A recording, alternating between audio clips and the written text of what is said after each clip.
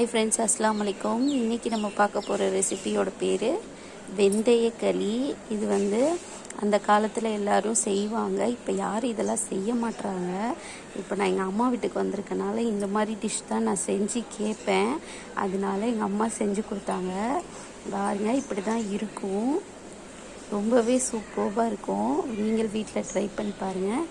வாங்க இந்த ரெசிபி எப்படி செய்கிறதுன்னு பார்க்கலாம். இதுக்கு தேவையான அளவு வெந்தயம் எவ்வளோன்னு பார்த்துக்கோமா. போடுங்க. போடுவேன். இது ஒரு டம்ளருக்குள்ள வெந்தயம். இதை நைட்டே ஊற வச்சிடணுமா? சரி, இந்த வெந்தயத்தை நைட்டே ஊற வச்சிடணும். அடுத்து அரிசி எவ்வளோன்னு இப்போ ஒரு டம்ளர் அரிசி பார்க்கலாம். ஓகே, இப்போ ஒரு டம்ளர் அரிசி எடுத்திருக்காங்க. இது ஒரு கைப்பிடி வெந்தயம் இந்த டம்ளர் அரிசிக்கு. இப்போ இது ரெண்டையும் நம்ம தண்ணி ஊற்றி நம்ம ஊற வச்சுக்குவோம். ஊற வச்சதுக்கப்புறம் நான் அரைச்சி அந்த மாவு எப்படி இருக்குங்கிறத காட்டுறேன். ஓகே ஃப்ரெண்ட்ஸ், இங்கே பாருங்கள், மாவு ரெடி ஆயிடுச்சு. அது ஊற வச்சு எடுத்தது இந்த பதத்தில் இருக்கணும். ஓகே, இது வாங்க நம்ம எப்படி செய்கிறதுன்னு பார்க்கலாம். இதில் இப்போ தண்ணி ஊற்றி நல்லா இந்த மாவை கிண்டிக்கணும்.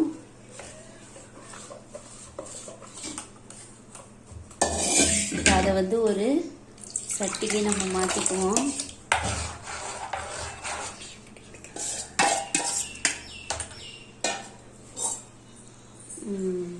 இது நல்லா தண்ணி ஊற்றியாச்சு. இந்த சட்டியில் தான் இப்போ நம்ம கிண்ட போகிறோம். உப்பு போட்டிருக்காங்க, தேவையான அளவு உப்பு. இதை இப்போ நம்ம அடுப்பில் வைக்கணும். நம்ம பாருங்கள், மாவு எவ்வளோ தண்ணியாக இருக்கணும்னு பார்த்துக்கோங்க.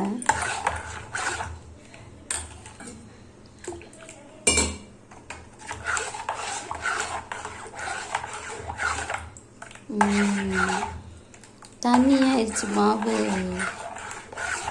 இப்போ அடுப்பில் வச்சாச்சு. அடுப்பில் வச்சு நல்லா கைவிடாமல் கிண்டிக்கிட்டே இருக்கணுமா. இது எதுக்கு சாப்பிட்றது மம்மி?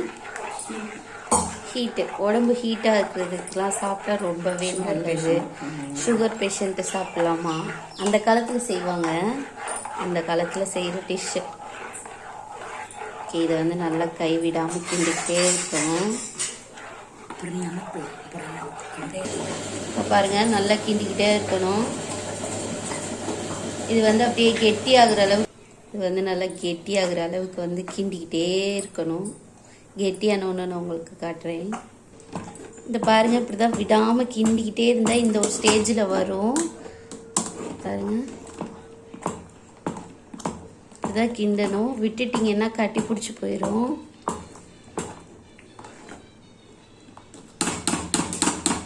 ஒரு 5 நிமிஷம் சிம்மில் வைக்கணும்.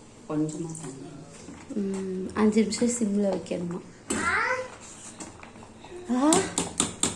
தண்ணி ஊற்றி ஏன் தண்ணி ஊற்றுறீங்க? அது கொஞ்ச நேரம் நல்லா வேகணும். கொஞ்ச நேரம் நல்லா வேகணுமா? எங்கள் அம்மா செஞ்சுக்கிட்டு இருக்காங்க. இது நல்லா வேகட்டும். இது 10 மினிட்ஸ், ஒரு நல்ல 10 மினிட்ஸ் நல்லா வேகட்டும். அதுக்கப்புறம் திறந்து பார்ப்போம். ஓகே, வெந்துருச்சா மம்மி? வெந்துருச்சான். நல்லா கிண்டிக்கோங்க.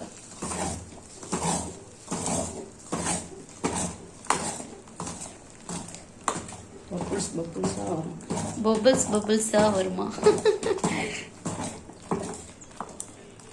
இவ்வளோ சூப்பராக இருக்கு பார்த்தீங்களா?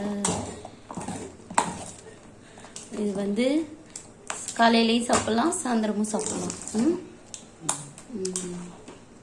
நாங்கள் சாப்பிட போகிறது காலையில். ஓகே, ரெடி ஆயிடுச்சா? ரெடி ஆயிடுச்சு. இதை சர்வ் பண்ணி காட்டுறேன்.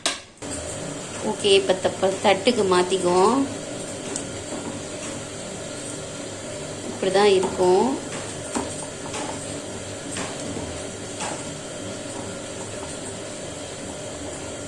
இதுக்கு மேலே நல்லெண்ணெயா? இதுக்கு மேலே நல்லெண்ணெய் கொஞ்சம் ஊற்றணும். வேறு எதுவும் ஊற்றக்கூடாதா? நெய் ஊற்றிக்கலாம். அடுத்து இதுக்கு மேலே மண்டை வெல்லம் போடுறோம். இனிப்புக்கு இதில் நீங்கள் எது வேணாலும் ஆட் பண்ணிக்கலாம். ஜீனி, நாட்டு சர்க்கரை, அடுத்து எண்ணெய் சரிங்களா. இதயம் நல்லெண்ணெய் மாதிரி நல்லாவே ஊற்றுறாங்க. ஓ சூப்பராக இருக்குல்ல பார்க்கவே. சாப்பிட்டு பாருங்க, செம்மையாக இருக்கும் டேஸ்ட்டும். ஓகே ஃப்ரெண்ட்ஸ், இது ரெடி ஆயிடுச்சு. நான் உங்களுக்கு ஒரு விஷயம் சொல்ல மறந்துட்டேன். இதுக்கு வந்து அரிசி வந்து புழுங்கல் அரிசி தான் போடணுமா. நான் அதை உங்களுக்கு சொல்ல மறந்துட்டேன். சரி ஓகே, நல்லா என்ஜாய் பண்ணுங்கள். சாப்பிட்டு செஞ்சு பாருங்கள், ரொம்ப ஈஸியானது தான். ஓகே, இந்த வீடியோ பிடிச்சிருந்துச்சுன்னா லைக் பண்ணுங்கள், ஷேர் பண்ணுங்கள், கமெண்ட் பண்ணுங்கள். மறக்காமல் சப்ஸ்கிரைப் பட்டனை கிளிக் பண்ணிடுங்க. பாய், அஸ்ஸலாமு அலைக்கும்.